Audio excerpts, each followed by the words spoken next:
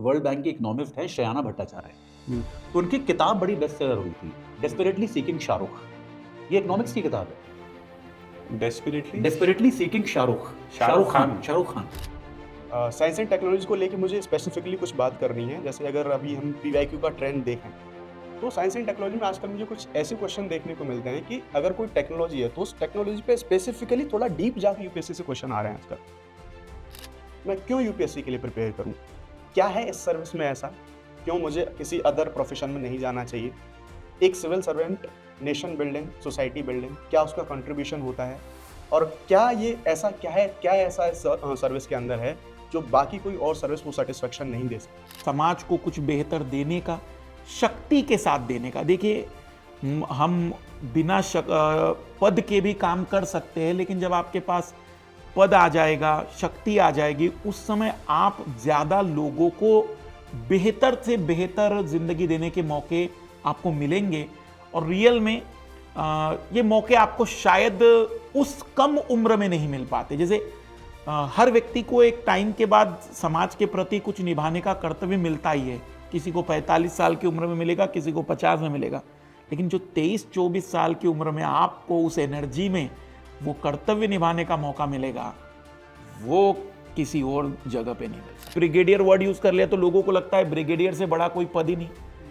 कल मैं इंटरव्यू ले रहा था तो मेरे साथ मेजर जनरल थे, तो मैंने कहा सर कुछ तो दिक्कत होती होगी, तो उन्होंने खुलकर कहा। अधिकतर जगह मेरे को लोग कहते हैं मेजर साहब। बोले मेजर साहब तो सर्विस के 8वें साल बन जाता है। वो बोलते हैं कि मुझे ये भी नहीं पता था जब तक मैंने यूपीएससी प्रिपरेशन चालू नहीं की कि प्रेसिडेंट और प्राइम मिनिस्टर में क्या डिफरेंस होता है। उन्होंने एक्सेप्ट किया इस चीज नहीं, और उसमें अरे आप और रैंक बन गए। नहीं, मुझे आप बताइए, आप इतिहास पढ़ा रहे हैं, सच सच आपको पता था क्या कि असहयोग और सविनय अवज्ञा 2 प्रकार के आंदोलन, अलग अलग नाम ही नहीं थे, बस हमें इतना पता था गांधी जी का कुछ रोल। मुझे ऐसा लगता है हिस्ट्री में कि कम पढ़ना ज्यादा पढ़ने से सरल है।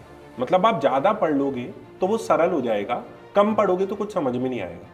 तो ज़्यादातर लोगों का जो बिगनर्स होते हैं, जो 11th में हैं, 12th में हैं, वहाँ उस फेज पे, क्योंकि इंसान अपना करियर उसी टाइम पे डिसाइड करता है, तो ज़्यादातर लोगों का क्वेश्चन उसी टाइम पे आता है कि मुझे बेस्ट टाइम कौन सा है कि अगर मुझे यूपीएससी में जाना है। Hello and welcome to let's crack UPSC CSE Hindi. I hope आप सब लोग बहुत अच्छे होंगे। मैं हूँ आपका दोस्त शुभम सिसोदिया और अनअकैडमी पे आपका बहुत बहुत स्वागत है। दोस्तों, आप लोग जानते हैं इसी चैनल पर मैं सुबह 9 बजे डेली आपको द हिंदू न्यूज़पेपर एनालिसिस और इसके साथ साथ पॉलिटी और करंट अफेयर डिटेल से पढ़ाता हूँ। रुकिए क्या हुआ सर, सबसे पहले हम अपने सबसे नए साथी को तो इंट्रोड्यूस कर देते हैं। आज बहुत स्पेशल मौका है। हमारे जितने भी लर्नर्स हैं यूपीएससी के, बहुत समय से उनकी डिमांड थी कि मधुकर सर से पूरा गाइडेंस मिल रहा है इस चैनल के माध्यम से, और भी टीचर्स जो हैं कंट्रीब्यूट करते रहते हैं, लेकिन एक और किसी सीनियर फैकल्टी को लाया जाए जहाँ से हमारी पॉलिटी की चीज़ें अच्छी हो, और भी करंट अफेयर्स में योगदान दिया जाए, इकोनॉमी में और भी योगदान दिया जाए, तो हमें बड़ी खुशी हो रही है। सबसे पहले सर के बारे में मैं बताना चाहूँगा कि सर को एक बहुत ही यूज एक्सपीरियंस है। आईआईटी कानपुर से सर ग्रेजुएट हैं और 10 से भी ज़्यादा अधिक सालों से यूपीएससी में ना केवल ये पढ़ाते हुए आ रहे हैं, बल्कि काफ़ी ज़्यादा एडमिनिस्ट्रेशन में भी जो कोचिंग इंडस्ट्री होती है सर का एक्सपीरियंस रहा है। तो सर, हमें लगता है कि आपके माध्यम से बच्चों को अनअकैडमी के चैनल के थ्रू बहुत ही ज़्यादा अब मदद मिलने वाली है।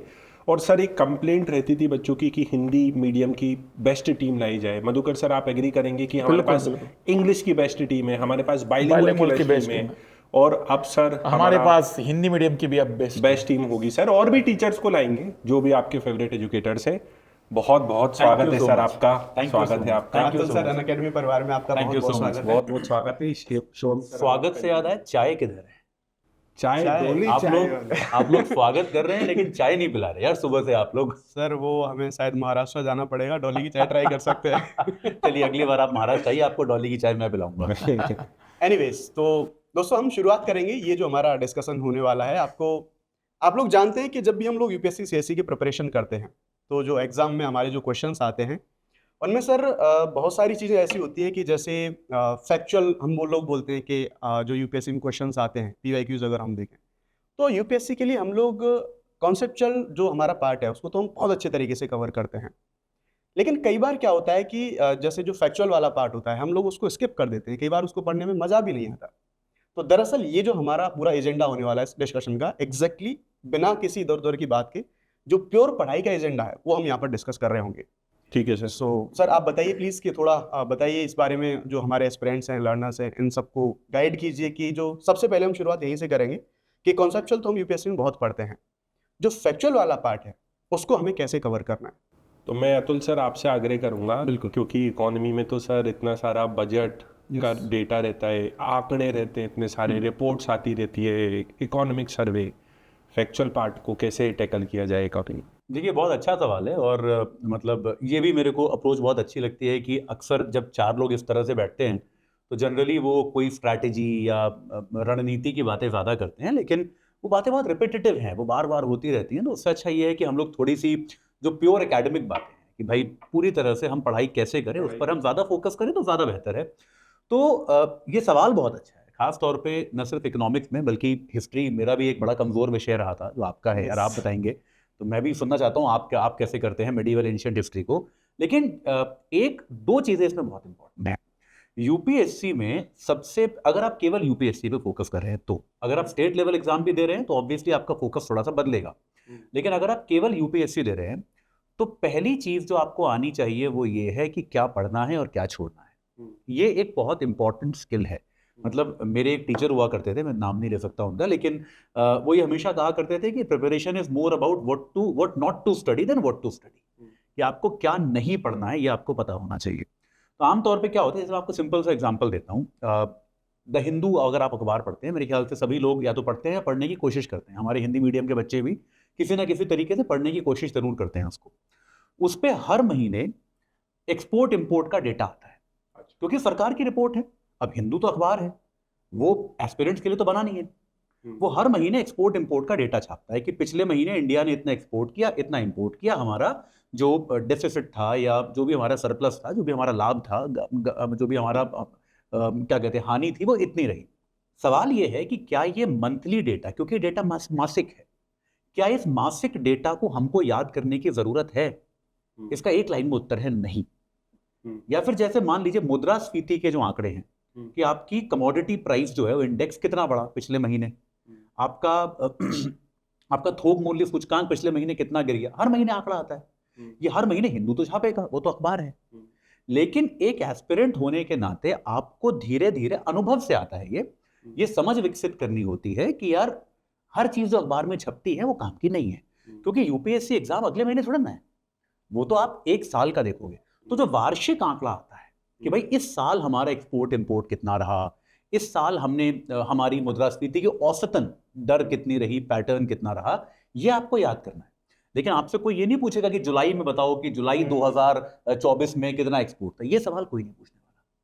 तो ये एक तो पहली चीज ये है कि आपको ये समझ विकसित करनी होगी कि यार ये आंकड़ा ये इस समय का आंकड़ा है, ये मेरे काम का नहीं है। सर मेरा एक क्वेश्चन है आपसे कि मान लीजिए लर्नर को ये पता लग गया कि कोई चीज़ की रेलेवेंस या प्रासंगिकता यूपीएससी में नहीं है, और मुझे मंथली नहीं पढ़ना है, मुझे ईयरली पढ़ना है। लेकिन सवाल यह भी है कि ईयरली ही इतनी सारी चीजें हो जाती है।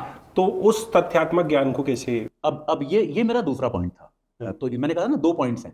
पहला पॉइंट तो ये था कि अगर आप ये वीड आउट करना शुरू कर देंगे कि यार ये चीज मुझे नहीं पढ़नी, ये मेरे काम की नहीं है, ये समझ तुरंत नहीं आएगी, इसमें टाइम लगेगा, तो ये तो आपका आधे से ज्यादा काम आपका खत्म हो गया। ठीक है। दूसरी चीज ये है कि जब आप वार्षिक आंकड़ों पर भी आते हैं तो इसमें भी 2 चीजें, इसके 2A 2B, थोड़ा सा मैं फ्लो चार्ट वाला आदमी हूं, तो 2A 2B है इसका। इस दूसरे पॉइंट के 2 सब पॉइंट हैं। पहला पॉइंट ये है कि आपको सबसे ज्यादा फोकस करना चाहिए करंट अफेयर्स, कम से कम इकोनॉमिक्स में। इकोनॉमिक्स में क्या है कि जो चीज न्यूज में रही है, जो आंकड़ा न्यूज में रहा है, उस आंकड़े पर आप ध्यान दीजिए। जो आंकड़ा बहुत ज्यादा न्यूज में नहीं रहा, अब कोई आंकड़ा आया वो छपा, जैसे आज से मैं आपको एक एग्जांपल देता हूं, 1.5-2 साल पहले की बात है। एक वर्ल्ड बैंक की इकोनॉमिस्ट है श्रेयाना भट्टाचार्य, तो उनकी किताब बड़ी बेस्ट सेलर हुई थी, डेस्परेटली सीकिंग शाहरुख। ये इकोनॉमिक्स की किताब है, डेस्परेटली सीकिंग शाहरुख खान। तो ये world bank it's a best seller, आप आज भी अमेज़न पे देखिए बेस्ट सेलर है। ये है किस बात? मैं बताता हूँ। तो वो क्या करती हैं, वो इंडियन सिनेमा के साथ भारत की इकोनॉमी का पैरेलल डेवलप करती हैं। वो कहती हैं कि किस तरह से भारतीय अर्थव्यवस्था महिलाओं को वैसे ही इग्नोर करती है जैसे भारतीय सिनेमा करती है। और वो कहते हैं कि किस तरह से शाहरुख खान इसीलिए महिलाओं में इतने पॉपुलर हैं कि वो इकलौते ऐसे हीरो हैं जो महिलाओं की बातों को समझते हैं फिल्मों में, कम से कम उनके कैरेक्टर, रियल लाइफ में क्या है किसी को नहीं पता, लेकिन महिलाओं के कैरेक्टर को समझते हैं। उनका कैरेक्टर महिलाओं की तरफ कंपैशनेट है, वो महिलाओं को बराबर समझता है, उनका कैरेक्टर उनको बचाता नहीं है, उनको मतलब प्रेम करता है, उनको अपने अपने जैसा समझता है। ऐसे ही इकोनॉमी में हमको ये सोच विकसित करने की जरूरत है कि महिलाएं बराबर की भागीदार है। तो महिलाओं की जो श्रमबल भागीदारी है, क्योंकि ये किताब चल गई तो महिलाओं की श्रमबल भागीदारी अचानक से सबसे इंपॉर्टेंट टॉपिक, हिंदुस्तान के हर एग्जाम में क्वेश्चन आया है महिलाओं की श्रमबल भागीदारी पर, और इसका कारण शयाना भट्टाचार्य की किताब है। तो ये चीज आपको समझनी पड़ेगी कि यार कौन सी चीज न्यूज में ज्यादा है, कौन सी चीज पॉपुलर कल्चर में ज्यादा है। अगर आपको ये समझ में आएगा तो फिर आपको ये अपने आप समझ में आना शुरू हो जाए। अब जैसे महिलाओं की श्रमबल भागीदारी का आंकड़ा शायद मैं आपसे 4 साल पहले याद करने को नहीं कहता, पिछले साल मैंने आपसे याद करने को कहा। ये बात ये है ना, ये क्लियर और वो है। तो सर ये भी है कि ये वाले पॉइंट्स तो एक यूपीएससी एस्पिरेंट को वैसे भी पता होना चाहिए। ऐसे में आप बात ऐसे में आप बात कर सकते हो, कहीं भी आपके ऐसे में काम आप बात कर आएगा, सकते हो। गवर्नेंस में आपके काम आएगा। तो 2A पॉइंट ये है। 2B पॉइंट क्या था कि यूपीएससी में वैसे भी आपको आंकड़ों की एक्यूरेसी ध्यान नहीं रखनी होती, ये स्टेट लेवल एग्जाम में करना होता है। यूपीएससी में क्या होता है, जैसे मान लीजिए आपसे पूछा गया कि भारत का विदेशी मुद्रा भंडार कितना है, तो आपसे ये नहीं पूछेगा कि 627 बिलियन डॉलर है कि 628 बिलियन डॉलर है। तो उसकी आपसे अपेक्षा किसी भी तरह का एग्जाम हो, भले वो प्रीलिम्स हो, भले वो मेंस हो, भले वो इंटरव्यू हो, किसी भी चरण में एग्जामिनर की आपसे अपेक्षा ये है कि आपको रेंज पता हो कि यार 600 और 700 के बीच में है। आपको आप ये ना बोल के आ जाओ कि 10 बिलियन डॉलर है, या आप ये ना बोल के आ जाओ कि 10,000 बिलियन डॉलर है। और उस आंकड़े की भी कुछ तो कहानी होगी। हाँ, सर कि अब जैसे आंकड़े पर हम नजर इसलिए रखते हैं कि अब आजकल क्या है, आरबीआई मुद्रा के गिरते स्तर को रोकने के लिए, जब रुपया गिर रहा है हम सभी को पता है ना, तो भाई उसके लिए आरबीआई अब दखल अंदाजी करता है थोड़ा सा मार्केट में, लेकिन बताता नहीं है किसी को। पहले आरबीआई पब्लिकली करता था, बता के करता था। तो आरबीआई ने दखल दिया या नहीं दिया हमको पता कैसे चलता है? भारत के विदेशी मुद्रा भंडार से, क्योंकि आरबीआई दखल दे रहा है मतलब डॉलर बेच रहा है। तो अगर आपको दिखा कि भारत का विदेशी मुद्रा भंडार पिछले महीने अचानक से 500 मिलियन डॉलर कम हुआ, तो आरबीआई ने कहीं तो पैसा खर्च किया, और कहाँ खर्च करेगा। ये जो है बेसिकली रुपए की गिरावट को रोकने के लिए किया गया है। तो ये इसकी कहानी है। तो हमको इसके पीछे का अगर कॉन्सेप्ट पता है तो आंकड़ा हमको स्वतः याद होना शुरू हो जाएगा। एक आखिरी बस छोटा सा पॉइंट है, मुझे पता है मैं बहुत लंबा आंसर दे रहा हूं, लेकिन तब भी एक आखिरी जो छोटा सा पॉइंट है इसमें वो ये है कि इस तैयारी में क्या होता है, बहुत सारी चीजें बहुत बार आती हैं। It is a very repetitive preparation, कि आप एक चीज आज पढ़ोगे, 2 महीने बाद फिर किसी और कॉन्टेक्स्ट में पढ़ोगे, उसके 1 महीने बाद फिर पढ़ोगे। जैसा अखबारों के साथ होता है ना कि आपने एक न्यूज आपसे आज मिस भी हो गई तो बहुत बड़ी बात नहीं है, अगले महीने फिर किसी ना किसी तरह से घूम के आएगी। तो ऐसे ही ये जो बेसिक कॉन्सेप्ट्स हैं किसी विषय के, ये इतनी बार आपकी आंख के सामने से गुजरेंगे अगर आप लगातार पढ़ते रहते हैं। तो आपने 1 महीना पढ़ा फिर पढ़ाई छोड़ दी, उसका तो कोई इलाज नहीं है। लेकिन अगर आप लगातार पढ़ते रहते हैं तो एक टॉपिक जो है वो आपकी आंख के सामने से इतनी बार गुजर जाता है कि आपको जनरली याद हो जाता है। मतलब अभी मैं पूछूं कि भारत का क्षेत्रफल कितना है, तो शायद हम में से किसी को ज्यादा सोचने की जरूरत नहीं होगी। 32.8 लाख, मतलब ऐसा रटा नहीं हम में से किसी ने, पर लगभग सबको याद सा हो गया क्योंकि इतनी बार आंख के सामने से निकला है। तो अगर आप पढ़ते रहोगे तो जो भी काम के आंकड़े हैं वो अखबारों में, वो हमारे लेक्चर्स में इतनी ज्यादा बार वैसे भी आते रहेंगे कि आपको स्वतः याद हो जाएंगे। तो इकोनॉमिक्स में अगर आप कॉन्सेप्ट्स पर फोकस करते हैं और करंट अफेयर्स पे फोकस करते हैं तो आपका आंकड़ों का प्रॉब्लम जो है वो अपने आप मेरे विचार में सॉल्व। हिंदी मीडियम में यूपीएससी की तैयारी करने के लिए बहुत सारी चुनौतियां आती हैं।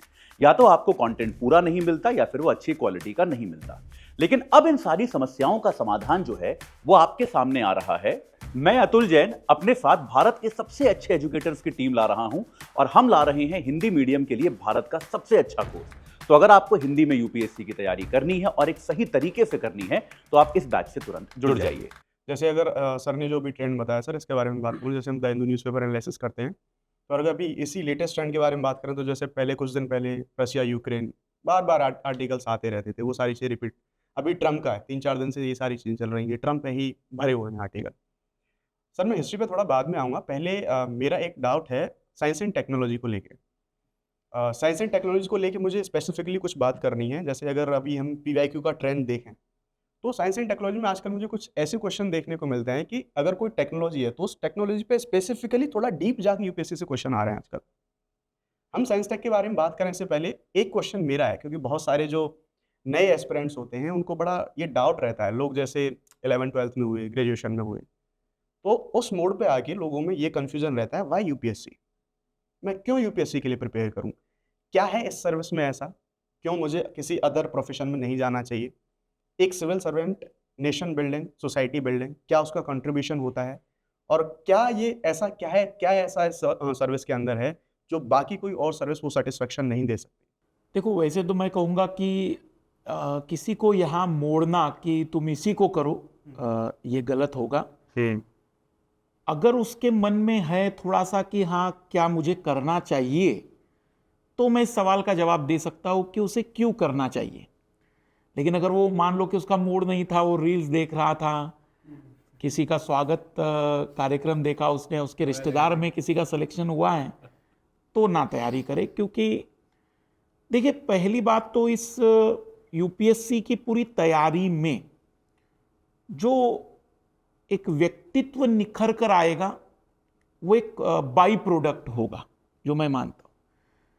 अब आते हैं कि क्या ऐसा इस सर्विस में जो बाकी कहीं पर भी नहीं है। रियल में इस सर्विस में ही आपके पास डिसीजन मेकिंग पावर है। मुझे बताइए कि रियल फैक्ट, जो मतलब ऐसा नहीं बता रहा हूं मैं कि थ्योरेटिकल, क्योंकि मेरे कई स्टूडेंट एसडीएम भी हैं और कई स्टूडेंट डीएम भी हैं। तो मेरा एसडीएम वाला विद्यार्थी भी यही बात दुखी रहता है, सर मेरे हाथ में कुछ भले ही कुछ भी कहूं मैं, लेकिन मेरे हाथ में कुछ नहीं है। मतलब आप ये समझिए कि इतनी बड़ी मतलब एक तरीके से हम जिम्मेदारी कह सकते हैं, राज्य सरकार स्तर की सबसे बड़ी पद कह सकते हैं, लेकिन निर्णय निर्माण की शक्ति तो इन्हीं के पास है। पर मैं जब विद्यार्थियों से कहता हूं कि आपने क्यों आना चाहिए इसमें, तो उसका सबसे बड़ा रीजन है कि आपके अंदर एक सोशल या समाज को कुछ देने का भाव है। और जरूरी नहीं कि वो इसी तरीके से दे, पर भाव अगर नहीं है, जैसे पावर के लिए, पैसे के लिए, पद के लिए, या ऑडी में या लाल लाइट ऑडी के लिए। या फिर किसी का ऑफिस छीनने के वो लिए, मत लगवाना भाई अभी। अगर इस मानसिकताओं से आना है, तो मेरे हिसाब से उससे बेहतर है कि आप दूसरा कुछ करें। आजकल एक और मानसिकता हुई है सर, रील्स बनाने के लिए। या फिर अगर आपको पढ़ाने का, सर शिक्षकों की बहुत कमी है। आपको सच बताऊं कि इस समय भारत में सबसे ज्यादा किस चीज की कमी है, तो मैं कहूंगा कि शिक्षकों की कमी है। इस बात क्या को, बात कर रहे हैं अरे सर मैं आपको सच बता रहा हूं। मैं सहमत हूँ। मैं आपको इसका रीजन बताता हूँ। यूट्यूब पे इतने टीचर हैं सर, आपको पसंद नहीं आते देख, वो? नहीं मैं ऐसा कभी नहीं कहूंगा। मैं वो नहीं कह रहा हूं। सर एक वीडियो आप 1857 वर्ल्ड की ढूंढोगे, 500 रिकमेंडेशन आ जाएगी। वही तो प्रॉब्लम है। मैं आपको एक चीज बताता हूँ। जब मैं इकोनॉमिक्स पढ़ाता हूँ, तो कई बार मैं इकोनॉमिक्स का एकदम बेसिक पढ़ा रहा हूँ। जैसे बहुत सिंपल सी चीज है कि इन्फ्लेशन क्या होता है, या बहुत सिंपल सी चीज है कि मोस्ट फेवर्ड नेशन का स्टेटस क्या है। एकदम बेसिक से कॉन्सेप्ट हैं ये। आप विश्वास नहीं करेंगे, जो बच्चे इकोनॉमिक्स में देश के अच्छे कॉलेजेस से मास्टर्स करके आए हैं। मेरा एक स्टूडेंट था, IIM अहमदाबाद का था, वो यूपीएससी में उसने छोड़ दिया, उसका क्योंकि पारिवारिक दिशा थी, अपना एक स्टार्टअप चला रहा है। पिछले दिनों उसके स्टार्टअप को अच्छी खासी फंडिंग मिली, वो न्यूज़ में था सारे में। वो IIM अहमदाबाद का स्टूडेंट था। उसने मेरे को ये बोला, ये उसके शब्द हैं कि सर मुझे IIM अहमदाबाद में इतनी इकोनॉमिक्स समझ में नहीं आई जितनी आपके लेक्चर से आई। तो आप इस बात को समझिए कि, और ये चिंता की बात है, ये बहुत चिंता की बात है कि जो बच्चे हमारे यहाँ प्रतिष्ठित कॉलेजेस से इकोनॉमिक्स पढ़ के आते हैं 2 साल 3 साल 4 साल, उसके बाद वो इकोनॉमिक्स में इतनी बेसिक समझ वाली गलतियां करते हैं।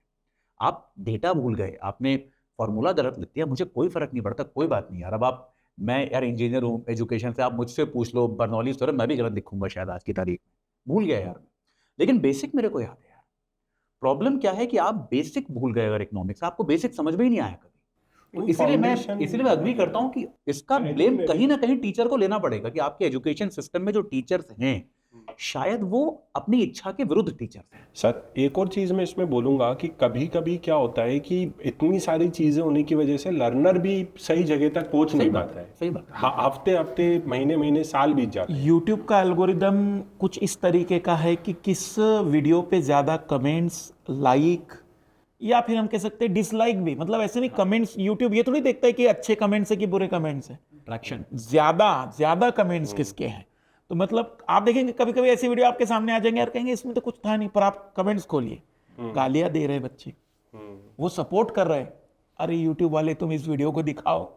सर वही है ना, मैं एक बहुत ही छोटी बात बोलता हूँ, मतलब बहुत बेसिक बात बोलता हूँ जब भी कोई भी लर्नर आता है, ताकि वो किसी भी विषय पे गलत गाइडेंस पे ना चला जाए। ये एग्ज़ाम वैसे ही बहुत एग्जॉस्टिव है, और उसमें भी आप अगर गलत जगह चले जाते हो, टाइम वेस्ट कर देते हो, तो फिर बहुत पछतावा होता है। एक सिंगल चीज़ आप देखो, अगर आप किसी टॉपिक को अटेंड करने गए, 2 घंटे की आपने क्लास करी, उसमें से कितनी पढ़ाई की डिस्कशन है और कितनी मोटिवेशन की है।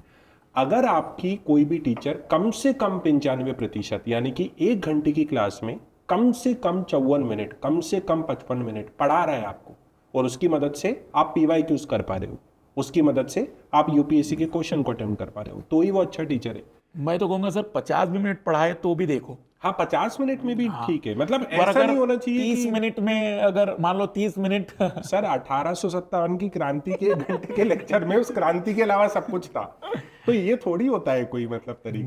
मैं पहले बच्चे का जब बर्बाद, और बच्चे को भी मजा आ रहा है उसमें, गलत है भाई, मतलब मैं पुनः सर जवाब पर आऊंगा कि सच में ये बहुत ही बेहतर मौका है आपको, एक समाज को कुछ बेहतर देने का, शक्ति के साथ देने का। देखिए हम बिना पद के भी काम कर सकते हैं, लेकिन जब आपके पास पद आ जाएगा, शक्ति आ जाएगी, उस समय आप ज्यादा लोगों को बेहतर से बेहतर जिंदगी देने के मौके आपको मिलेंगे।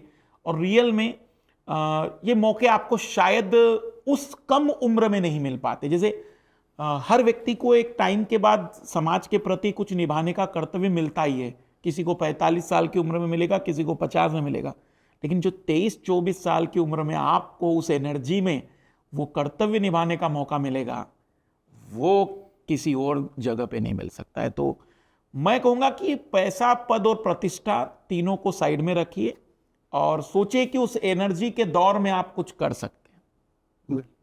हाँ, लेकिन जबरदस्ती वाला मैं कहूँगा, मना करूँगा मैं, अनुभव के लिए मत आना, तजुर्बा जिंदगी 1 साल 2 साल देखने के लिए नहीं, एक बार पूरा डेडिकेशन के। क्योंकि रियल में सर ये कंपटीशन इतना भी सिंपल नहीं जो कई बार बच्चों के मन में आ जाता है। कुछ बच्चे ऐसे मिल जाएंगे आपको, उन्हें राज्यों की राजधानियां याद हो गई तो सर मैं एक बार IAS की तैयारी कर लूं, क्योंकि मुझे भी अब 7 राज्यों जो थे नॉर्थ ईस्ट के वो पूरे याद हो गए। ऐसे ही कुछ डाउट्स है सर, जो बेसिक बहुत छोटे छोटे डाउट्स होते हैं लर्नर्स के, कि किस डायरेक्शन पे जाना है, क्या करना है, इन्हीं चीज़ों पे बात करी थी। तो अभी अतुल सर ने बताया इकोनॉमी के बारे में, आपसे बात करेंगे साइंस टेक के बारे में। जैसा मैंने बताया, जैसे मान लीजिए टेक्नोलॉजी में साइंस टेक वाला जो एरिया रहता है, वहाँ पे ज़्यादातर लोगों को दिक्कत है कि ये सर्टेन कोई एक बुक तो है नहीं कि आप इस बुक को पढ़ लो, कि चलो हो सकता है कि आप इकोनॉमी के लिए रमेश सिंह चले जाओ, पॉलिटी लक्ष्मीकांत चले जाओ, बाकी सब्जेक्ट में ऐसे स्कोप हैं, लेकिन साइंस टेक में तो ऐसा कोई सब्जेक्ट है नहीं। अब ऊपर से ऐसे क्वेश्चंस आने लग गए हैं, PYQs ऐसे आ रहे हैं कि मान लीजिए जेनेटिक इंजीनियरिंग से पूछ रहा है, मान लीजिए स्टेम सेल से क्वेश्चन पूछ रहा है, तो वो SCNT टेक्नोलॉजी में डिप जाके पूछेगा वहाँ से क्वेश्चन। तो वहाँ पर कैसे फोकस करना है, इस पर्टिकुलर सब्जेक्ट को कैसे देखना है, कैसे एक अगर कोई बिगिनर आ रहा है तो उसको क्या सोचना है सब। क्योंकि कई बार क्या है ना, साइंस टेक ऐसा सब्जेक्ट है, लोग कई बार इसको हल्के में ले लेते हैं, लेकिन जब क्वेश्चन आते हैं तो हालत ख़राब हो जाती है। तो अभी जैसा स्पेशली अभी जो ट्रेंडिंग है, जो सारी चीज़ें क्वेश्चन जैसे अभी देखने को मिल रहे हैं, तो उसके लिए पर्टिकुलरली साइंस टेक को कैसे देखना चाहिए, एक जो बिगिनर है, एक जो एस्पिरेंट है। मैं कहूँगा एक्चुअल में हल्के में तो नहीं ले रहा है, उसकी समझ में ही नहीं आ रहा है। हाँ, ये भी एक रीज़न है। मैं कहूँगा कि जैसे इकोनॉमी हुआ और साइंस टेक हुआ, ये दोनों के दोनों खास करके मैं कहूँगा हिंदी माध्यम के विद्यार्थी सौतेला ही व्यवहार करते हैं। पेपर 3 में बहुत कम नंबर होते हैं। बहुत कम। आप उनसे पूछे ना, सबसे पहला subject polity, second subject history, और फिर तीसरे में उनकी थोड़ी आत्मा के अंदर ऊर्जा बच जाती है तो फिर ज्योग्राफी पर पहुंच जाते हैं। पर जब तक उनके नंबर इकोनॉमी और इतिहास के आते हैं, या तो आत्मा पृथ्वी लोक त्याग चुकी होती हैं, या शरीर में स्थिर नहीं रह पाती हैं। और परिवर्तन ये होता है कि फिर वो कभी उस विषय पे उतना सीरियस दिखता नहीं है। साइंस एंड टेक्नोलॉजी में विद्यार्थी क्या करते हैं, 2 तरीके के स्टूडेंट हैं। पहला जो केवल करंट अफेयर पढ़ के पहुंच जा रहा है, और दूसरा जो कहता है करंट अफेयर कुछ भी नहीं, मैं तो केवल और केवल स्टैटिक पढ़ के जाऊंगा। और दोनों की तकलीफ क्या आ रही है, एक स्टेटमेंट करंट का आ रहा है और एक स्टेटमेंट स्टैटिक का आ रहा है। इस कारण से स्टूडेंट को साइंस टेक्नोलॉजी के सवाल ज़्यादा चैलेंजिंग लगते हैं। जैसे मैं आपको बताऊं कि एक सवाल जो आया था पिछले साल डिफेंस टेक्नोलॉजी की, सवाल ले लीजिए, 6 सवाल है पिछले साल डिफेंस टेक्नोलॉजी से। अब डिफेंस टेक्नोलॉजी में जनरली कोई भी शायद ही कभी सारे जो ऑफिसर्स के पोस्ट लेवल होते हैं वो कभी नहीं पढ़ाते हैं। उनको लगता है भाई ऑब्वियसली ये तो ऐसी चीज है जो कभी यूपीएससी पूछेगी नहीं, लेकिन लास्ट ईयर सवाल था हायरार्की के ऊपर। पर अब जैसे मान लो आप अगर मेरा डिफेंस टेक्नोलॉजी देखेंगे तो पिछले साल का मतलब ऐसा नहीं कि मैं मास्टर बदल जाएगा, देखो अब सवाल आया तो पढ़ाने लग गया। आप मेरे पिछले साल का डिफेंस टेक्नोलॉजी का मैंने क्लास दिया है। मैंने शुरुआत में जब मिलिट्री पढ़ाई तो सबसे पहले मैंने वही रैंकिंग बताई, वो इसलिए बताई और जब मैंने बताया भी कि देखो भाई मुझे नहीं लगता यूपीएससी पूछेगी, लेकिन फिर भी एक पीसीएस का विद्यार्थी भी कभी आप बनना चाह रहे हो या कभी एक नॉर्मल चीज पता होनी चाहिए तो एक हायरार्की जरूर रखिए पता कि हाँ भाई पता चल रहा है मेजर क्या है। कि हमारे देश में तिरंगा मूवी में ब्रिगेडियर वर्ड यूज कर लिया तो लोगों को लगता है ब्रिगेडियर से बड़ा कोई पद ही नहीं। कल मैं इंटरव्यू ले रहा था तो मेरे साथ मेजर जनरल थे, तो मैंने कहा सर कुछ तो दिक्कत होती होगी, तो उन्होंने खुलकर कहा अधिकतर जगह मेरे को लोग कहते हैं मेजर साहब। बोले मेजर साहब तो सर्विस के 8वें साल बन जाता है, मेजर जनरल बनने में 32 साल लग जाते हैं। बोले मतलब इंटरव्यू ले रहे थे मतलब वो कल हम इंटरव्यू पैनल में मेजर जनरल भी थे हमारे साथ, यूपीएससी के मॉक इंटरव्यू जब ले रहे थे तो उस पैनल में जब वो सर थे तो उन्होंने कहा कि लोग समझ ही नहीं पाते। फिर वो मुझसे कई बार पूछते अच्छा मतलब आप ब्रिगेडियर के अंडर में रहते, अब सोचिए ब्रिगेडियर से एक स्टेप ऊपर और उसके बाद केवल बचता है लेफ्टिनेंट जनरल और जनरल, क्योंकि फील्ड मार्शल तो बहुत कम हो गए। तो पहला कंसेप्ट मैं क्या कहूंगा कि साइंस एंड टेक्नोलॉजी में आप स्टैटिक पोर्शन को तैयार रखिए, क्योंकि अगर स्टैटिक पोर्शन आपका तैयार नहीं है तो फिर करंट अफेयर में कई सारी कहानियां समझ में नहीं आएगी। जैसे भी लास्ट ईयर में small satellite launching vehicle Bharat सरकार ने बनवाया या इसरो ने लॉन्च किया। अब सवाल है कि SSLV क्यों लाया गया भाई? हमारे पास PSLV GSLV जैसी इतनी एडवांस होकर हम SSLV क्यों ला रहे हैं? क्योंकि इस समय हम इसरो को भी आत्मनिर्भर बना रहे हैं। दुनिया में अधिकतर ऐसे देश हैं जिनके पास छोटे छोटे सैटेलाइट अभी बनने शुरू हुए हैं। हम चाहते हैं कि एक ऐसी कोस्टिंग उन्हें मिले कि ना तो वो नासा के पास जाए, ना वो यूरोपियन यूनियन के सेंटर के पास जाए, ना वो रशिया के पास जाए, वो भारत के पास आए। अब स्मॉल सैटेलाइट लॉन्चिंग व्हीकल में क्या फायदा मिलेगा? एक तो इतनी सिंपल फ्यूल टेक्नोलॉजी यूज की गई है कि हम आसानी से छोटे और हल्के सैटेलाइट को सबसे लोएस्ट कॉस्ट में लेकर जा सकते। अब मुझे बताइए कि SSLV के बारे में अगर ये प्रश्न पूछा कि भारत के पास GSLV जैसे एडवांस लॉन्चिंग व्हीकल हैं लेकिन फिर भी हम SSLV क्यों लेकर आ रहे हैं? अब पहली बात वो GSLV एडवांस समझ में आया कि नहीं उसके वर्ड, और दूसरा क्या वो इस बात को समझ पाया? इसलिए मैं कहता हूं कि इकोनॉमी हो, साइंस टेक्नोलॉजी हो, कुछ ऐसे विषय है यूपीएससी में जिसको आप केवल एक नजर से नहीं देखे, आपको उसमें डायनामिज्म लगेगा, बगैर डायनामिज्म के आप उसको कवर नहीं कर सकते। तो साइंस एंड टेक्नोलॉजी के लिए मेरा तो व्यक्तिगत सजेशन है, स्टैटिक पोर्शन को कवर करिए, उसके साथ आप करंट अफेयर कंप्लीट करिए। अगर आपने दोनों में से किसी एक का दामन त्याग दिया तो यूपीएससी आपको त्याग देगा। बिल्कुल। और इसमें सर एक सप्लीमेंट्री चीज़ ये भी है कि जैसे आपने बताया कि आपको स्टैटिक नहीं बताया, जैसे अभी मान लीजिए कोई भी सैटेलाइट लॉन्च हुआ तो डेफिनेटली न्यूज़ में होगा कि इस वाली कक्षा में, इस वाले ऑर्बिट में इसको लॉन्च करा गया है।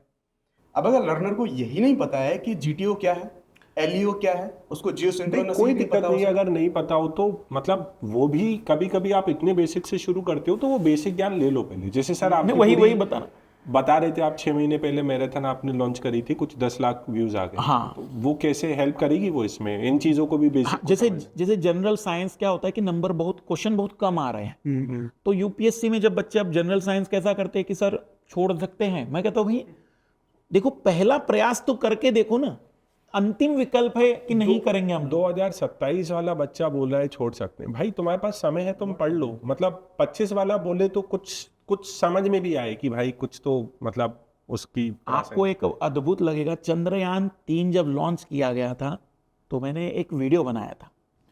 अब चंद्रयान 3 लॉन्चिंग मैंने एक वीडियो में ये बोला कि आज तक चंद्रमा पर सिवाय अमेरिका के कोई भी मनुष्य को नहीं भेज पाया। नीचे बच्चों ने गालियां दी हैं, सर आप भूल गए राकेश शर्मा को, सर आप भूल गए सुनीता विलियम्स जी को, आप भूल गए कल्पना चावला जी को। एक ने तो नीचे लिखा सर आर्मस्ट्रॉन्ग भारतीय तो था। अब मैंने फिर उसके नेक्स्ट डे वीडियो लिया और उस वीडियो में पहले तो ये क्लियर किया कि एक अंतरिक्ष यात्री किसे कहते हैं, एक चंद्र यात्री किसे कहते हैं, एक यात्री किसे कहते हैं। इतने बेसिक से बताया। मतलब मैंने बताया कि देखो ये पृथ्वी से 12 से 18 किलोमीटर पर हम हवाई यात्रा कर सकते हैं, एक फाइटर प्लेन जा सकता है।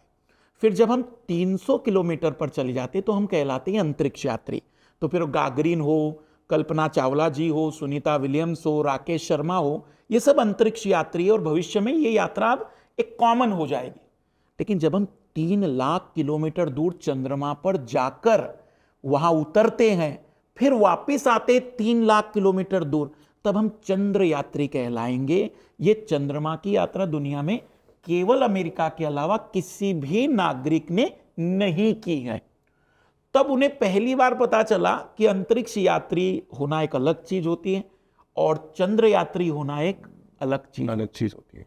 तो ये मतलब आप सोचिए कितना बेसिक सा कंसेप्ट है जो सच में कई बच्चों को नहीं पता हो। कोई बुराई भी नहीं उसमें सर, मैं कहता हूँ सही जगह आके उसको पहले सीख लो, कोई प्रॉब्लम नहीं है अगर आपको नहीं। जैसे सर मैं तो एक्सेप्ट करूंगा, मुझे भी बहुत सारी चीजें नहीं पता थी जब तक मैंने 12th की थी, या फर्स्ट ईयर में आप आते हो, होश संभालते हो, कुछ करना है लाइफ में, तो बहुत सारी चीजें बेसिक ही नहीं पता थी। लेकिन ये कि अच्छी जगह से गाइडेंस लेके आप शुरू कर दो एटलीस्ट। सर पता क्या, अगर मुझसे कोई पूछता 12वीं के बाद दुनिया की सबसे बड़ी नदी गंगा नदी, बिल्कुल।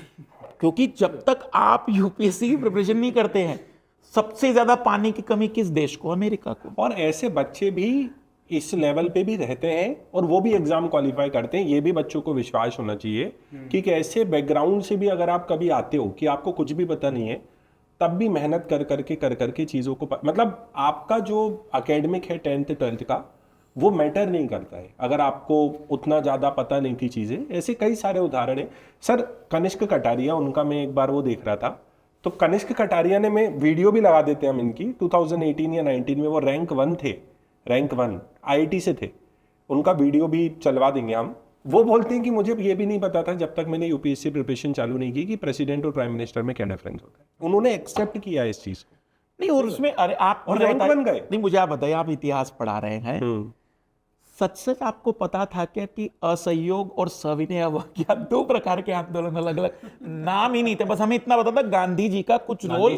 सर एक लंबे समय तक वाकई में उन दोनों में डिफरेंशिएट करना उतना इजी नहीं है कि असहयोग में और सविनय में क्या अंतर है। नहीं, मैं डिफरेंशिएट की बात ही नहीं कर रहा हूँ। हाँ।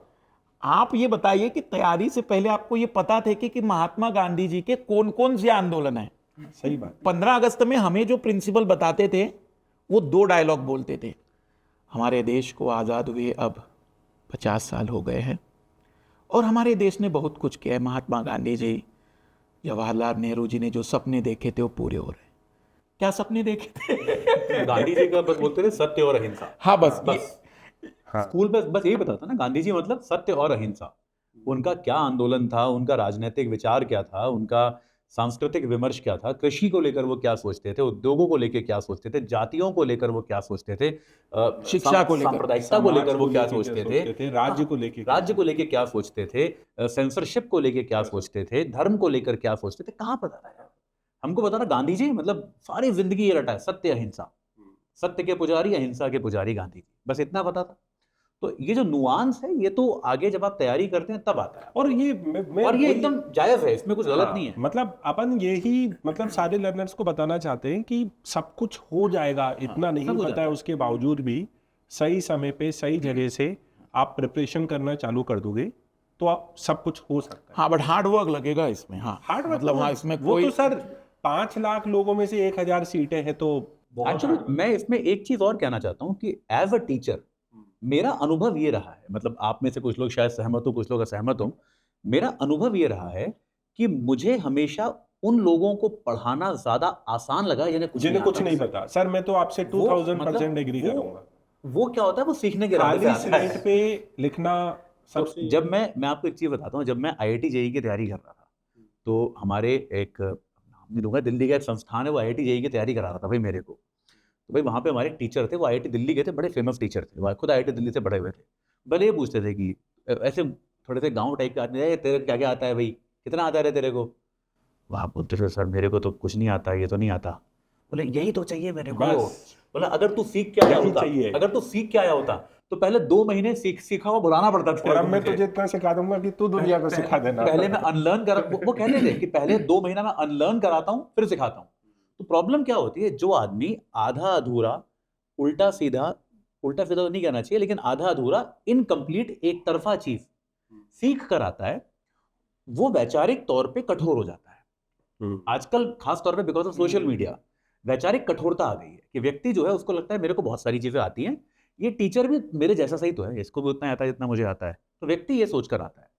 जिस विद्यार्थी को कम आता है वो उत्सुक होता है, वो क्यूरियस होता है, वो सीखने के इरादे से आता है। तो ये बहुत अच्छी चीज है। कई बार मैं अपनी क्लासेस में ये बोलता हूँ कि यार जो आदमी ज्यादा सीख साख के आया है उसको पहले अनलर्न कराना पड़ता है 1 आध महीना, कि यार तू जो सीख के आया है वो भूल जा, जो मैं बता रहा हूँ वो याद रख। मतलब आपको सिंपल सी बातें बता सकता हूँ। एक बहुत सिंपल सा इकोनॉमिक्स का एग्जाम्पल है कि आपका राजस्व क्या होता है, पूंजीगत क्या होता है। आप मतलब मैंने इस पे 3-3 घंटे की इतनी हिलेरियस क्लासेस ली है ना, मैं आपको उनकी रिकॉर्डिंग दिखाऊंगा, आपको हंसी आएगी। मतलब बच्चे क्या क्या तो क्राइटेरिया लगाते हैं। मैं उनको बस 2 पॉइंट बताता हूँ, बस ये 2 पॉइंट तुम्हें कंपेयर करने हैं, ये हो रहा है तो पूंजीगत है, ये हो रहा है तो पूंजीगत है। अगर ये दोनों में से एक भी चीज नहीं हो रही है तो सब राजस्व है। लेकिन अब बच्चा कॉलेज में कुछ सीख के आया, मैं क्लास में, और मेरी एक क्लास होती है 3 घंटे की जिसमें मैं यही पढ़ाता हूँ। पूरी क्लास में मैं बोलता रहता हूँ, अच्छा बताओ कि तुम कहीं गए, तुम्हारे चाचा ने तुमको 1000 रुपए गिफ्ट दिए, ये क्या है। अब वो कुछ तो पुराना सोचेगा कि मैं स्कूल में तो ये पढ़ा था, कॉलेज में तो ये पढ़ाया था, वो गलत उत्तर देगा। फिर मैं बोलूंगा नहीं, भूल जाओ, जो मैंने बोर्ड पे लिखा है इन 2 के हिसाब से बताओ क्या है, बस यही सही है। तो क्या होता है, जो आदमी नया सीखता है वो जल्दी सीख जाता है। इतना सिंपल कॉन्सेप्ट, क्योंकि होता क्या है किताबों में या फिर जो कॉलेज की क्लासेस हैं वहां पर इन सब कॉन्सेप्ट्स को इतना जटिल करके पढ़ाया गया है, फॉर सम रीजन इतना ज्यादा जटिल करके पढ़ाया गया है कि वो आदमी ने बहुत सारी परिभाषाएं रट ली हैं। अब उनको अप्लाई करने की वो कोशिश करता है, अप्लाई ठीक से कर नहीं पाता। तो जो आदमी नया आता है वो बहुत ही जल्दी इन चीज़ों को ग्रास्प कर लेता है, जल्दी पकड़ लेता है और जल्दी सीख लेता है। तो इनफैक्ट जो चीज़ हम इसको एक हैंडीकैप समझ रहे हैं कि यार अरे किसी को तो कुछ नहीं पता, और हम तो नहीं समझते, बहुत लोग समझते हैं, ये कई बार एक फीचर होता है, बग नहीं होता। मतलब कई बार ये बहुत बड़ी एक सुविधा है, बहुत बड़ी एक आपके पास पॉजिटिव शक्ति है ये, पॉजिटिव है सर कि आपको नहीं आता तो आप आए हो, हम सिखा देंगे ना, इसीलिए तो बैठे हैं सभी, और क्यों बैठे हैं। कई बार सिखाने इसी बैठे हैं। वजह से सर बोल दिया जाता है कि जो ऐसे जो थोड़ा बहुत जानते हैं वो अधूरा ज्ञान बड़ा खतरनाक हो जाता हाँ। है कई बार। हजरत को गली चल कर जा। तो हम थोड़ा गांधी जी की ओर मूव करे थे सर, हम हिस्ट्री की ओर मूव करे थे। मैं आपको पर्सनली अपना थोड़ा वाकया बताता हूँ कि अगर मैं आपको 2-3 साल खुद को बैक देखूँ तो जेन्युइनली मेरे को ये फील होता था कि जब मैं मिडाइवल खोलता था ना, मेरा सर दर्द हो जाता था। जेन्युइनली मेरे को ये समझ नहीं आता था, एक तो वो जब मराठा वाला रघुनाथ राव किसको मार रहा है, नारायण राव किसको मार रहा है, in the same way medieval history में कब कौन सा राजा आ गया, किसने किसको मार गिराया, कौन सा युद्ध कब हुआ, इन चीज़ों ने मेरा बड़ा दिमाग खराब किया है। इसका कुछ इलाज बताइए आप। तब भी एक ही था सर, आपने क्लासेस को नहीं देखी। सर जब पूरा टाइमलाइन बना के मैंने बताया हुआ होता है उस सर। समय शायद 70% डिस्काउंट दे रहे थे ना। मुझे डिस्काउंट का तो नहीं पता था, लेकिन जब सर का अनुज सर का जब चैनल था अनुज गर्ग कोचिंग सेंटर के नाम से, तो मैं जब पढ़ता था, हो सकता है शायद ये हो कि पूरी प्लेलिस्ट नहीं देखी होगी। मैं आपको बताता हूँ हिस्ट्री में, देखो मुझे ऐसा लगता है कि जैसे एंशंट हो गई आपकी, मिडीवल हो गई आपकी, मॉडर्न हो गई आपकी, तो जैसे जैसे आप जितना हिस्ट्री में आगे बढ़ते हो, एंशंट से मिडीवल, मिडीवल से मॉडर्न, वैसे वैसे ईयर्स का गैप कम होता जाता है। उदाहरण देता हूँ, जैसे आपको ऋग्वेदिक पीरियड पढ़ना है तो वो है 1500 बीसी से लेके 1000 बीसी, 500 साल का इतिहास। उसमें किसी अंदर की ईयर के बारे में आपको नहीं पढ़ना है, आपको पूरा 500 साल का इतिहास पढ़ना है, ना कि 1499 बीसी में क्या हुआ, 1498 बीसी में क्या हुआ, 1477 बीसी में क्या हुआ, नहीं, आपको पूरे 500 सालों का इतिहास पढ़ना है।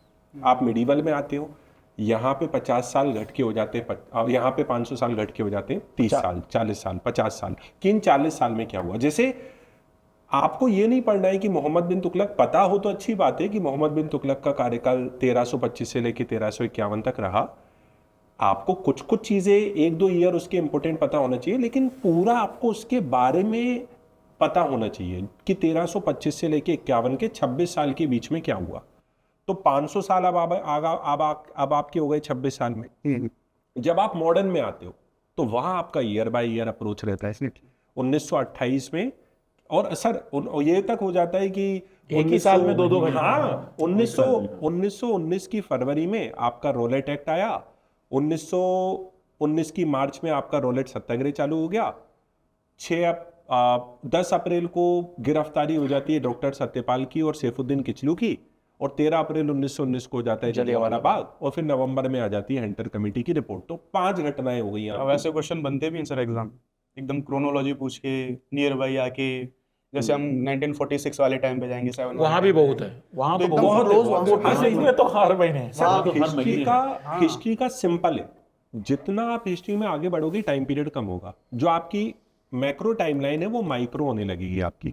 1942 से 1947 तक में मुझे लगता है होती 1901 से लेकर तो 1942 तक का एक तरफ और 1942 से 46 का एक तरफ। 42 से 45 तो बहुत ही फ्रैंटिक है, बहुत ही सारी चीजें हैं।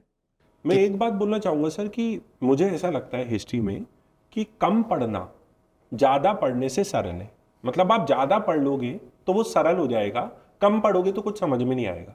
हाँ, वो जैसे मैं ये जो सर ने बताई ना बात, इसका बेस्ट एग्जांपल आप लुसियन उठाइए हिस्ट्री में, कुछ समझ में नहीं आपको आएगा। फेंकनी पड़ेगी उस किताब को। आप पहला पेज जबकि जैसे बहुत पढ़ेंगे अच्छी ना, किताब है। उसमें नहीं, उसने बेचारे ने मलाई निकाल के मलाई दी, नो निकाली डाउट, है, लेकिन पर वो समझ में मलाई नहीं कौन जानेगा जिन्होंने एक एक चीज देख ली थी। देखी है। अब वो कहेगा हाँ यार ये अच्छा कर दिया फटाफट। लेकिन ल्यूसेंट हिस्ट्री में कभी कोई बच्चा ल्यूसेंट जब खरीदता होगा और पहला पेज उस किताब मैं भी उसका भोगी हूँ सर, मुझे कुछ समझ में नहीं आया था, लेकिन वो ग्रेट बुक है। अगर आपको रिवीजन करना हो तो वो अच्छी बुक है, लेकिन वैसे आपको कुछ समझ में नहीं आएगा। मैं एक तरीके से कह सकते हैं सिनॉप्सिस टाइप का। नहीं, सिनॉप्सिस नहीं है वो, ऑथेंटिक एक्चुअल में नहीं सर। मैं बताऊं, अब यहाँ एक जो चीज है ना, हिस्ट्री में 2 चीजें होती हैं।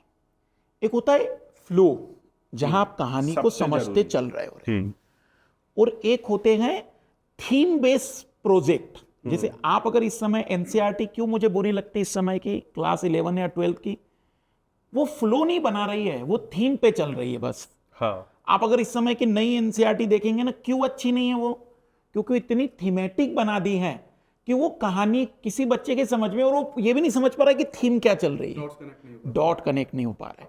जैसे अगर हिस्ट्री में जहां फ्लो आ गया, बच्चे को अपने आप में मजा आने लग जाता है। मैं आपको वही बता रहा हूँ, जैसे डेट्स को लेके बहुत इतिहास में पैनिकिंग चलता है। मैं 4 उदाहरण देता हूँ, बहुत छोटे छोटे दूंगा।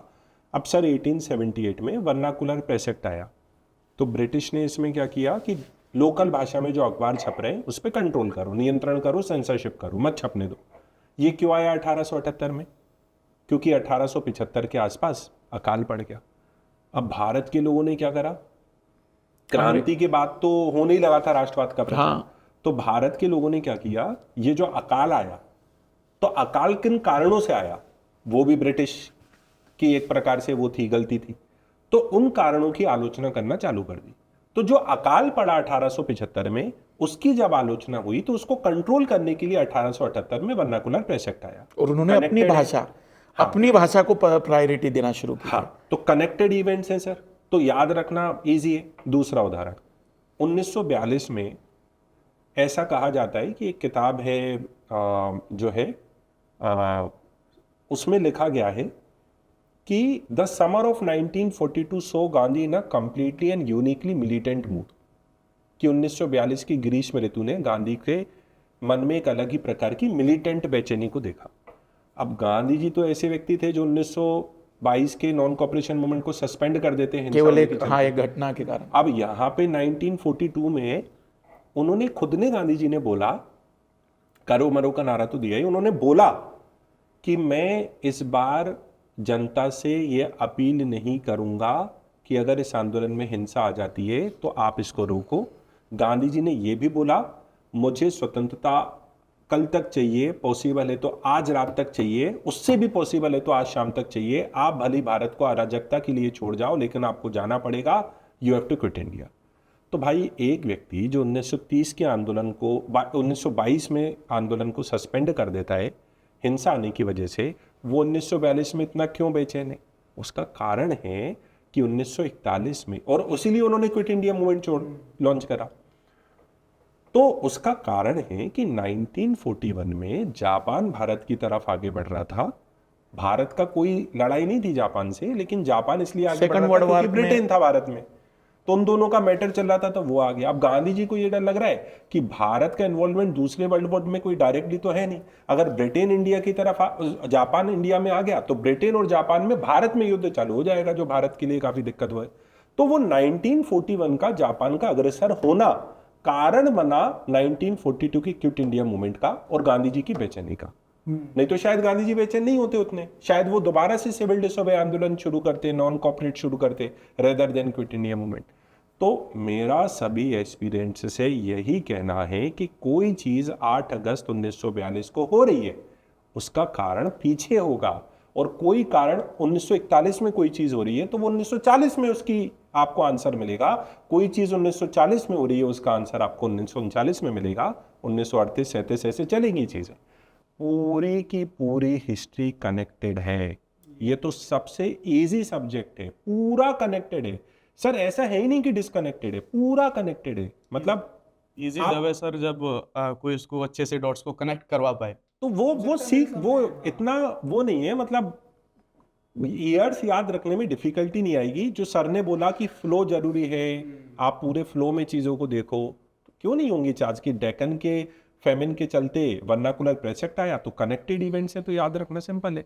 तो आपको वैसे ही करना है, अगर आप हर एक टॉपिक को, अगर आप हर एक घटना को इंडिविजुअली देखने लग गए कि नहीं मैंने पढ़ा था 1905 का बंगाल का विभाजन और अब मैं पढ़ूंगा 1942 का भारत छोड़ो आंदोलन, बीच का है ही नहीं, तो भाई कनेक्टेड फॉर्म में याद नहीं रखोगे तो आपकी मर्जी के हिसाब से इतिहास थोड़ी घटा है, वो तो घट चुका है ना। नहीं, मैं सर यहाँ तो आपको मतलब थोड़ा सा कहूंगा कि 1942 भी ना छोड़िए।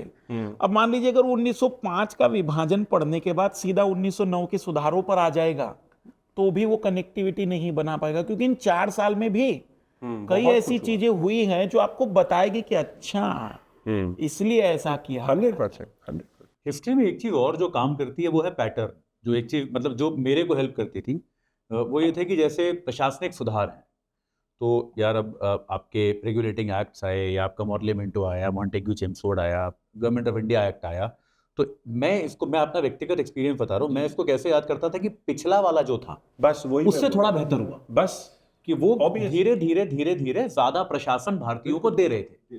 तो आपको एक रेगुलर प्रोग्रेशन दिखेगा कि भाई पहले बहुत कम भारतीयों का नाम मात्र का रिप्रेजेंटेशन था, वहां से होते होते 1935 तक सब हम वहां आ गए कि लगभग मतलब पूरे ही अधिकार दे दिए राज्य सरकारों को। तो आपको वो एक धीरे धीरे अगर आप वो एक क्रम आपको समझ में आ जाएगा तो फिर आपके लिए इजी होगा, बजाय अब वही बात है ना, फिर से आपने अगर बीच में से उठा के 1919 रटना शुरू कर दिया तो फिर आपको रटना पड़ेगा और कोई इलाज नहीं है। और सर रटना आपको ही नहीं रटना है। पड़ेगा और कोई इलाज नहीं नहीं, पर वो यूपीएससी में काम का भी नहीं है। अगर आप काम ऐसा का भी कितना भी रट लेकर लेंगे तो आपको, जैसे बच्चे मुझे ये शिकायत आपने सुना होगा कई बार कि सर मैंने लक्ष्मीकांत 10 बार पढ़ी है पर मुझसे पॉलिटी के सवालों के जवाब नहीं निकल पा रहे, क्योंकि तुमने पढ़ी है, समझनी थी उसको। और बहुत आसान है सर चीजें, मतलब वही है ना, सही समय पे सही जगह से अगर आप हाँ, चालू कर दो कि चीजों को तो सर कई बार जब ऐसी बात आती है सही जगह से कब कैसे, तो जैसे मुझे भी बहुत सारे लोग कमेंट्स में पूछते हैं कि जैसे सर मैं 28 में अटैम्प्ट दे रहा हूँ, 30 में, 27 में अटैम्प्ट दे रहा हूँ। तो ज़्यादातर लोगों का जो बिगिनर्स होते हैं जो 11th में हैं 12th में, वहाँ उस फेज़ पे, क्योंकि इंसान अपना करियर उसी टाइम पे डिसाइड करता है, तो ज़्यादातर लोगों का क्वेश्चन उसी टाइम पे आता है कि मुझे बेस्ट टाइम कौन सा है कि अगर मुझे यूपीएससी में जाना है तो मैं कौन से टाइम से प्रिपरेशन स्टार्ट करूँ। जब जागो तब सवेरा। फिर भी एक आइडियल कुछ अगर हम ऐसा देखो मैं बस सर 30 सेकंड में अपनी बात को रैप अप कर दूंगा, फिर आप लोग बताइएगा। देखो यार, अगर आपके पास 1 साल है तो आपको वही सिलेबस 1 साल में कंप्लीट करना है।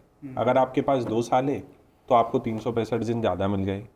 अगर आपके पास 3 साल है तो आपको 730 दिन ज़्यादा मिल गए।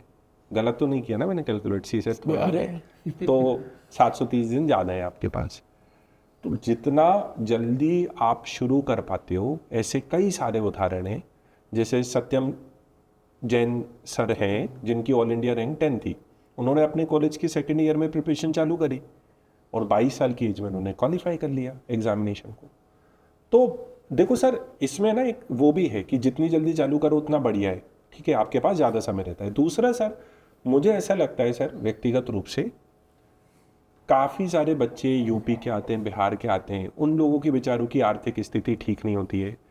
खासकर मतलब सभी की बात करो, भले आप लड़कों की बात करो या महिलाओं की बात करो, सर एज के साथ साथ जो जिम्मेदारी का प्रेशर बनता है ना आप पे, मतलब आप 21 साल में जो रिस्क ले पाओगे, 22 साल में जो रिस्क ले पाओगे, मैं बहुत रिस्क टेकिंग आदमी था मान लो 20 साल में, 21 साल में, ठीक है, तो मैं तो उससे बेटर ही कर रहा हूँ अपनी लाइफ में। मेरे पास तो संसाधन भी ज़्यादा है, मेरे पास आर्थिक पूंजी भी ज़्यादा है, उससे ज़्यादा मेरे पास कॉन्टेक्ट्स भी ज़्यादा है, लेकिन मैं वो रिस्क आज नहीं ले पाऊंगा 32 साल की एज में, क्योंकि बहुत सारी जिम्मेदारियां हैं। सही बात। तो कम एज, कम जिम्मेदारियां, बढ़िया फ्री माइंड प्रिपरेशन, अच्छा करियर। सर आप लोग बताइए।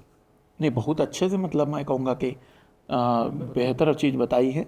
हाँ, पर बस मैं इतना ही जोड़ना चाहूँगा कि कक्षा 10वीं के बच्चे ना तैयार। बस बस अरे भाई मैं दो चीजें ऐड करूंगा। एक तो एक पॉइंट तो आपने ले लिया, बहुत बढ़िया। बिल्कुल सही बात है ये कि मैं 9th क्लास में हूँ, मैं क्या करूँ। मतलब मेरे पास आए हैं, मैं तो बोल देता हूँ जाओ जाओ मेरी जाओ। क्लास में आते हैं कि सर मैं 9th में हूँ, क्या करूँ। मैंने कहा बाहर जा क्रिकेट खेल। हाँ, मतलब मैंने कहा भाई छोड़। तुम्हें नहीं पता, मतलब एक चीज जो सच्चाई है 12th के पहले तो कि बिल्कुल जितना ज्ञान आपका बढ़ता जाएगा उतना इमोशन कम होता जाएगा, और जितना इमोशन कम होता जाएगा लाइफ आपकी उतनी बोरिंग होती जाएगी। एक टाइम के बाद आप फ्रस्ट्रेट भी हो तो सकते आपकी हैं। लाइफ बोरिंग और फ्रस्ट्रेटेड है। अब क्योंकि अब मैं बुढ़ापे के नजदीक आ गया हूँ ना। देखिए, एक कम उम्र में चाय आप पिला नहीं रहे और ऐसी ऐसी बातें कर रहे हो। अपनी बात बता रहे सर, अपनी बात। डर नजर आ रहा है। सच नहीं, सच है ये। जैसे मैं आपको बताऊं कि मैं अपने कुछ वीडियोस देखता हूँ, वीडियोस मतलब कुछ मेरे हाँ। फोटोज देखता हूँ, तो उस मैं समय। कितनी छोटी छोटी बातों पे खुश हो जाता था। सही बात। आप बैंगलोर आते रहो सर, हम यहाँ भी कुछ करेंगे। अब करोड़ों के रुपए में भी खुश नहीं हो पा रहा हूँ मैं। तो मतलब सर अच्छा खासा कुछ कुछ मेरे को भी नेगोशिएशन करना पड़ेगा करोड़ों रुपए। ये तो आपसे बात होगी इस पॉडकास्ट के बाहर। करोड़ों रुपए। ये वाली बात मेरे को भी करनी है। चलो भाई ये बात पहले करते हैं। सर आपका वेलकम ऑलरेडी हो चुका है। अभी अभी वेलकम ही हुआ है। नहीं, इसमें एक चीज बस मैं और ऐड करना चाहूंगा कि वो बात आपकी बिल्कुल सही है कि एक कम उम्र में आप ज्यादा रिस्क ले सकते हो, आपके पास अपॉर्चुनिटी ज्यादा होती है, लेकिन उसका मतलब ये नहीं है कि अगर आप एक मान लो 27 साल के हो गए या 28 साल के हो गए तो आप ये लगो कि यार अब तो मेरा अपॉर्चुनिटी चला गया, अब मैं क्या करूंगा। आग होना जैसे चाहिए। जैसे आग के अलावा कई बार क्या होता है कि इसके में दो कारण है। एक कारण तो यह है कि जैसे मैं आपको अपना बताता हूँ कि मेरे पास भी, मैं एक अच्छे खासे परिवार से बिलोंग करता हूँ, मेरे पास कोई ऐसे आर्थिक संसाधनों की कमी नहीं थी, लेकिन तब भी मेरी इच्छा ये थी कि मैं तैयारी अपने पैसे से करूँ। मेरी इच्छा ये थी, तो मैंने कुछ साल नौकरी की, सेव किया, उसके बाद मैंने तैयारी की कि ठीक है 1-2 साल नौकरी कर ली, डिग्री मेरे पास अच्छी खासी थी, मेरे को अच्छी ठीक ठाक नौकरी मिल गई, मैंने ठीक ठाक पैसे जोड़ लिए, उसके बाद मैंने आके तैयारी की। उसके मेरे को एक तो ये हुआ कि आप आर्थिक तौर पे परिवार पे निर्भर नहीं रहे, तो ये भी अपने आप में एक अच्छी बात है, इसमें कोई बुराई नहीं है कि यार आपने कुछ पैसे जोड़े उसके बाद तैयारी की। आप में से जो लोग ऐसा भी करने की सोच रहे हैं तो वो आप पे कोई आपके डिसएडवांटेज में नहीं हो। नहीं है। दूसरी चीज जो मुझे कई बार थोड़ी सी ज्यादा उम्र के लोगों की तैयारी करने में लगती है, वो थोड़ा सा मुझे एक फायदा लगता है, वो है मैच्योरिटी का। नहीं, वही चीज जो 10वीं एक मैच्योरिटी का फर्क तो होता है। जैसे मैं अगर, जैसे आप बोल रहे हो आप अपने पुराने फोटो देखकर आपको लगता है आप कितने खुश थे, मुझे अपने पुरानी बातें, मैं अपनी पुरानी डायरी देखता हूँ तो मुझे लगता है कि मैं कितना इमेच्योर था मैं उस समय। कि अब जो मैं उस समय, जैसे मैं उस समय लिखता था, मैं अपने कॉलेज में मैं अपनी IIT कानपुर के मैगजीन का एडिटर हुआ करता था, तो उस समय के मैं आर्टिकल्स आज पढ़ता हूँ तो शायद मैं आज वो कभी नहीं लिखूंगा, क्योंकि मुझे लगता है कि वो गलत है, मतलब वो जो है वो सही नहीं है। एक जो यूथ का अग्रेशन होता है ना, जबरदस्ती अब दुनिया बदल देंगे वाली आक्रामकता जो होती है आप में, इसका कोई मतलब नहीं है, कोई आधार नहीं है, लेकिन है। तो अब मुझे ये लगता है कि यार कई बार आपको अनुभव जो होता है वो आपको संयत भी करता है, अनुभव जो होता है कई बार जिम्मेदारी जो होती है वो आपको ज्यादा गंभीर भी बनाती है तैयारी के प्रति, पर यह है कि ये पर्सन टू पर्सन वेरी करता है, पर्सन टू पर्सन। तो इसमें आप अपना केस समझें, वो जरूरी है, और अपने केस के हिसाब से निर्णय लें, ये जरूरी है। और एक छोटी सी बात ये भी है ना सर कि जैसे कल परसों में DNA कर रहा था तो एक बच्चे का लाइव कमेंट आता है कि सर मैं 10th क्लास में हूँ, मुझे स्ट्रेटेजी बताइए। अब मेरा क्वेश्चन ये है कि मैं उसे PYQ डिस्कस करा रहा हूँ मेंस का, मैं कह रहा हूँ कि देख भाई इस टॉपिक से UPSC ने ये क्वेश्चन पूछा है मेंस में। अब 10वीं का बच्चा अगर उस लेवल पर कैसे सोच लेगा, या तो आपको गलत जानकारी। हाँ मतलब बैकग्राउंड नॉलेज उसको होगी तो सोच लेगा, लेकिन उसके लिए भी तो उसको बहुत सारा काम करना पड़ेगा, जो 10वीं के साथ साथ बेचारे के लिए संभव ही नहीं है। इसके अलावा एक चीज और भी है ना कि आप अगर आज वो इस लेवल का सोच भी रहा है तो 10वीं में है, 2 साल अभी 12th में लगेंगे, 3 या 4 साल की डिग्री करेगा, कम से कम 6 साल दूर है वो अपने अटेम्प्ट से, हम ये मान के चलते हैं। 6 साल बाद यूपीएससी जिस तरह के सवाल पूछ रही होगी वो एकदम अलग होगा। बिल्कुल देखिए, सर। ये बात हम एक जानते हैं, साल में हम लोगों ने pattern देखा। अब तो दुनिया इतनी बदल गई है। जैसे मैं मतलब अभी आपको एग्जांपल देता हूँ कि अपने बच्चे का जब मैं एडमिशन कराने गया स्कूल में, तो बहुत सारे पेरेंट्स जो थे यार, वो कह रहे थे कि यार इस स्कूल, इस बोर्ड का आजकल बड़ा चक्कर है कि बच्चे को कौन से बोर्ड के स्कूल में एडमिशन कराया हाँ जाए। हाँ हाँ, ये बड़ा चक्कर है आजकल। सीबीएसई बोर्ड या तो भाई ये board CBSE, ICSE, IB, Cambridge, Bombay में और 50 तरह के बोर्ड से कौन से में कराया जाए। बहुत सारे पेरेंट्स का कंसर्न था कि बच्चा आईआईटी जेई टाइप के एग्जाम कौन से बोर्ड से सही से दे पाएगा। मेरा एक ही सवाल उनसे ये था कि यार हमारे बच्चों के आईआईटी देने में कम से कम 15 साल बाकी है। 15 साल बाद आईआईटी जेई होगा क्या? और अगर होगा वो तो उतना क्या relevant क्या होगा। उतना रिलेवेंट होगा? क्या उससे बेहतर 15 साल बाद ऐसा नहीं होगा कि बॉम्बे में हार्वर्ड यूनिवर्सिटी होगी? मेरे ख्याल से पक्का होगी। 15 साल में हमारे यहाँ विदेशी यूनिवर्सिटी 100% खुल चुकी होगी। तो क्या उतनी वैल्यू रहेगी? क्या एग्जामिनेशन का पैटर्न यही रहेगा? क्या इंजीनियरिंग उतना इन डिमांड फील्ड रहेगा? आपको नहीं पता। तो मैं उस चीज के लिए आज की जानकारी के हिसाब से 15 साल बाद की तैयारी नहीं कर सकता, वो गलत है।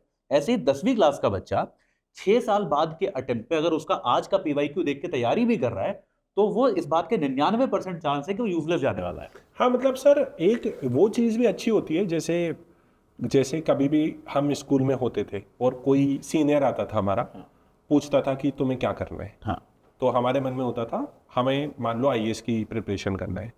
हमारे ज़माने में तो एक वो भी चलता था जो वन लाइनर, तू क्या कलेक्टर है क्या? अब पता नहीं क्या चलता होगा, तू क्या है क्या नहीं है ये, लेकिन तू क्या कलेक्टर है आजकल क्या? लोगों को तू क्या इन्फ्लुएंसर है क्या? काफी तो- कलेक्टर इन्फ्लुएंसर हो गए ना। हाँ, सब इन्फ्लुएंसर है। तो तू क्या कलेक्टर, ऐसे मेरा मतलब है सर कि सबसे एस्पिरेशनल वो होती थी। तो आप एस्पिरेशन रखो, लेकिन अगर कोई दिक्कत नहीं है, आप बहुत जल्दी अपने करियर के प्रति अगर क्लियर हो जाते हो कि ये मुझे करना है, कोई प्रॉब्लम नहीं है भाई। लेकिन 12th कर लो पहले, अपनी अच्छे से पढ़ाई करो, 12th को निकालो, 12th के बाद सोचो। हाँ नहीं, जैसे 10वीं वाला बच्चा अगर वीडियो देख रहा हो, सुन रहा हो केवल, तो कोई आपत्ति नहीं है। लेकिन एक चीज जो 10वीं क्लास का बच्चा कर सकता है वो है अखबार पढ़ना। मेरे विचार में ये इतनी अच्छी आदत है आइडियली कि ये सबको पढ़ना चाहिए। 5वीं 6वीं 7वीं क्लास से बच्चों को अखबार पढ़ाना शुरू कर दो। तो मैं बोलता भी हूँ, मेरी क्लास में कमेंट्स करते हैं बच्चे कि सर अभी मैं क्या करूँ? अभी कुछ मत करो, 2 साल केवल कोई सा भी अखबार लगा लो, उसमें भी कोई हिंदू पढ़ने की जरूरत नहीं, आपको मुश्किल लगता है तो टाइम्स ऑफ इंडिया लगा लो, नवभारत टाइम्स लगा लो, जो अखबार तुम्हारे माता पिता पढ़ते हो, कोई बात नहीं। जो घर पे अखबार आता हो, अगर नहीं आता तो घर पे एक अखबार लगवा लो।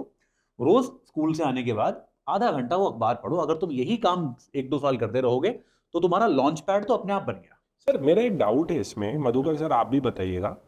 मतलब मैं अपनी प्रॉब्लम बता रहा हूँ, मतलब मैं अपने आप को सर इस सवाल को पूछने के ऊपर मैं ये नहीं सोच रहा कि मैं 31 ईयर्स ऑफ एज का हूँ, मुझे हिस्ट्री का पता है, यूपीएससी का पता है। मैं अपने आप को 9th-10th क्लास में देख रहा हूँ या 6th क्लास में देख रहा हूँ। सर मुझे बिल्कुल समझ में नहीं आता था अखबार, और मुझे अभी ये रियलाइज़ हुआ कि शायद इसलिए नहीं आता था क्योंकि मुझे जीएस के स्टैटिक सब्जेक्ट की नॉलेज नहीं थी। जैसे मान लीजिए मुझे आर्टिकल 21 पता है, अब अखबार में आया पैसिव यूथनेशिया, निष्क्रिय इच्छा मृत्यु, तो मुझे थोड़ा थोड़ा चमकेगा क्योंकि मुझे कॉन्टेक्स्ट है। तो जिन बच्चों को कुछ भी कॉन्टेक्स्ट नहीं है स्टैटिक का, मुझे ऐसा लगता है सर कि अखबार, न्यूज़पेपर, जैसे मैथमेटिक्स में आपने थ्योरी पढ़ी और आपका प्रैक्टिस क्वेश्चंस जो होते हैं वो आपको प्रैक्टिस करवाते हैं, तो स्टैटिक के जो सब्जेक्ट होते हैं न्यूज़पेपर उसकी प्रैक्टिस करवाते हैं। करेक्ट। तो मतलब जिसको कोई भी कॉन्टेक्स्ट नहीं है, अगर एक बच्चा पढ़ना चालू कर रहा है तो वो कैसे अप्रोच रखे, कुछ ही पता नहीं है। ये बहुत अच्छा सवाल है। इसमें क्या है कि थोड़ा सा आप जिस तरह से इसको देख रहे हैं वो उल्टा है। मैं आपको बता दूं, देखिए कोई भी, जैसे आपने क्योंकि संविधान की बात की, तो संविधान भी जो बना है, संविधान कहीं निर्वात में नहीं बना, वो ऐसे वैक्यूम में नहीं बना। चीजें हुई, समाज में चीजें हुई, वो समाज की सोच का ही कंसोलिडेटेड फॉर्म है। कोई भी नियम, कोई भी कानून, मतलब सोशियोलॉजी मेरा सब्जेक्ट रहा है बहुत लंबे समय तक, तो समाज शास्त्र में मतलब इमाइल डर्काइम का, अगर आप बहुत ही बेसिक थ्योरी, पहला थिंकर आप डर्काइम पढ़ते हो, अगर आप सोशियोलॉजी पढ़ते हो तो इमाइल डर्काइम यही कहता है कि आपका जो भी आपके लॉज हैं, लॉ भी और कुछ नहीं है। जो डर्काइम ये कहता है कि अपराध अच्छी चीज है। आप सोच सकते हैं कोई कहे कि अपराध तो अच्छी चीज है। जो डर्काइम ये कहता है कि थोड़ा अपराध जो होता है वो समाज को आगे बढ़ाता है। तो अपराध ये दिखाता है कि समाज में किसी चीज पे विवाद है और वो विवाद अच्छा है, विवाद से तो तरक्की होती है। क्रिएटिव सोसाइटी क्रिएटिव है कि आप क्रिएटिव है, कुछ नया हो रहा है। चलो सर, एक जो अच्छी बात existing ये नियम है कि आपने कुछ ऐसी चीजें दे दी है जो अब वीडियो की शुरुआत में मैं लगा के व्यूज ला सकता हूँ। लेकिन इसके आगे पीछे लगा दीजिएगा, वरना कई बार क्या होता है इतना क्लिप कटता है कि अतुल सर ने कहा अपराध अच्छी चीज है, बस ये चल गया तो मेरा बॉयकॉट हो जाएगा। अरे नहीं। बस ये ध्यान रखना है इसमें। मैं आजकल इसलिए बोलता हूँ, अभी ऐसे मैं अपने वीडियो में अक्सर बोलता हूँ हमारा प्रिय मित्र पाकिस्तान, फिर मैं बोलता हूँ भाई लेकिन आगे पीछे इसके आगे बता देना कि मैं सरकास्टिकली कह रहा हूँ, ये नहीं कि अतुल सर तो पाकिस्तान को प्रिय मित्र मानते हैं, ये नहीं चलाना है भाई। जैसे आपने बोला कि जो आपका आर्टिकल 21 है या जीवन का अधिकार है, जो आपसे ये कहता है कि जीवन जो है वो एक सीक्रेट चीज है, एक पवित्र चीज है, उसको आप ऐसे नहीं छोड़ सकते। तो आपको ये वही चिकन एग प्रॉब्लम है कि ये नियम पहले आया और समाज उसका पालन कर रहा है, या फिर हमारे समाज में हम जीवन को आम तौर पे पवित्र मानते हैं, इसीलिए आर्टिकल 21 आया। तो जब मैं अखबार पढ़ता था, मैं ऑब्वियसली आर्टिकल 21 नहीं जानता था यार। मैं बहुत ही सामान्य परिवार से हूँ, मेरे घर में कोई वकील नहीं था, कोई कॉन्स्टिट्यूशनल एक्सपर्ट नहीं था, मेरे पिताजी इंजीनियर थे उत्तर प्रदेश सरकार में। तो यार मतलब कोई हमें संविधान की समझ नहीं थी। पर हाँ, इतना जो एक जिसको मोरल कंपस कहते हैं, एक नैतिक आधार जिसे कहते हैं, हम सबको पता है कि यार मरना थोड़ा सही चीज नहीं है। ये तो हम सबको पता है ना कि यार मर जाना या किसी को मार देना, मतलब समाज में अपराध जो है वो इसलिए नहीं होता कि लोग की कानून है। समाज में अपराध इसलिए नहीं होता कि हम सबका एक नैतिक कंपस है। अभी अगर मैं एक ट्रेन में किसी महिला के साथ जा रहा हूं बैठा हुआ और कोच में कोई नहीं है, तो मैं उसके साथ कोई अश्लील हरकत इसलिए नहीं करता कि कानून है। मैं उसके साथ अश्लील हरकत इसलिए नहीं करता कि मैं एक अच्छा आदमी हूं यार। हो सकता है, मुझे पता है कोई सीसीटीवी कैमरा नहीं है, मुझे कोई नहीं पकड़ेगा, शायद कोई नहीं है ट्रेन में, लेकिन तब भी मैं उससे दूर ही बैठता हूं क्योंकि ये मेरा मोरल कंपस है। उसके लिए मैं ये नहीं देखता कि आईपीसी की या भारतीय न्याय संहिता की कौन सी धारा मुझे इससे रोक रही है, मैं ये नहीं देखता। तो यही बात है कि अखबार से क्या होता है, आपको सामाजिक ट्रेंड जो होते हैं वो समझ में आना शुरू होता है, और फिर उसके बाद जब आप संविधान पढ़ते हो ना अनुज, वो एकदम मैजिकल होता है। फिर आप, क्योंकि ये चीज आप 10 साल से पढ़ते आए हो, फिर अचानक पता है आर्टिकल 21 में यही लिखा हुआ है। और सर अब तो ये भी हो गया है कि मतलब मैं उस समय की भी बात कर रहा हूँ जब तो यूट्यूब भी एग्जिस्ट नहीं करता हुआ, शायद 2006 में आया, तो अब तो इतनी गाइडेंस भी अवेलेबल है, मतलब सर हैं इतने सारे अच्छे लेक्चर्स आपके लिए आते हैं। तो कहीं देखो किसी चीज़ में आप अटक रहे हो तो हेल्प लेने में कोई प्रॉब्लम नहीं है। मतलब हमारे स्ट्रक्चर्ड बैचेस तो चलते ही हैं जिसमें आपको पूरी फोकस्ड प्रिपरेशन कराई जाती है अनअकैडमी की यूपीएससी बैचेस में। लेकिन अगर आप कहीं अटक रहे हो तो यूट्यूब पे भी इतना बढ़िया सर ने उदाहरण दिया है, और सर पढ़ाते हैं तो करंट अफेयर्स का कंटेंट देता है। Madhukar sir weekly current affair की आपकी हीरो सीरीज है सर, हिंदी माध्यम के लिए तो लाइफ सेविंग ही है वो। तो कहने का मतलब है कि अब तो आप गाइडेंस और हेल्प भी ले सकते हो, मतलब इस चैनल पे भी। मतलब जैसे मैं अगर कहूँ कि 10वीं का बच्चा जो है वो इंटरटेनमेंट के रूप में यूट्यूब के जो पढ़ाने वाले लोग हैं उनको सुने बस, क्योंकि हमारे ज़माने में तो न्यूज़ कहा जाता था, पर उस समय दूरदर्शन था तो वो अच्छी जेन्युइन न्यूज़ होती थी।